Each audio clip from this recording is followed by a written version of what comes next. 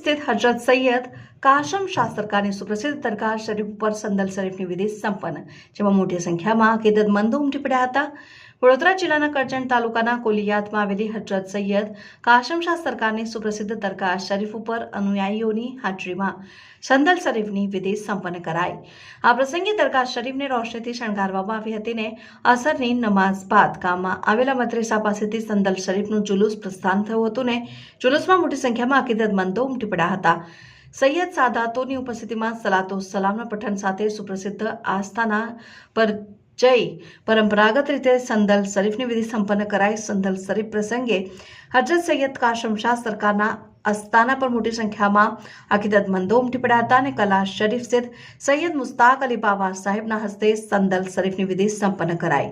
ટ્રસ્ટીઓ અને સૈયદ સાદાતોના હસ્તે દરગાહ શરીફ ઉપર ફૂલ ચાદર અને ગિલાફ અર્પણ કર્યા અને સાથે સાથે અકીદતમંદોએ પણ દરગાહ શરીફ ઉપર ફૂલ અર્પણ કરી ધન્યતા અનુભવી હતી. અંતમાં દુઆ અને સલાતો સલામના પઠન સાથે કાર્યક્રમનું સમાપન કરાયું અને આ પ્રસંગે ટ્રસ્ટીઓ વિશેષ ઉપસ્થિત રહ્યા હતા અને સંદલ શરીફની વિધિ બાદ આયોજકો દ્વારા સામૂહિક પૂજનનું આયોજન કરવામાં આવ્યું હતું. રિપોર્ટર તસ્લીમ पीरावाला। इस वीडियो को लाइक करें, हमारे चैनल को सब्सक्राइब कर बेल आइकन जरूर प्रेस करें हमारी न्यू वीडियो सबसे पहले देखने के लिए।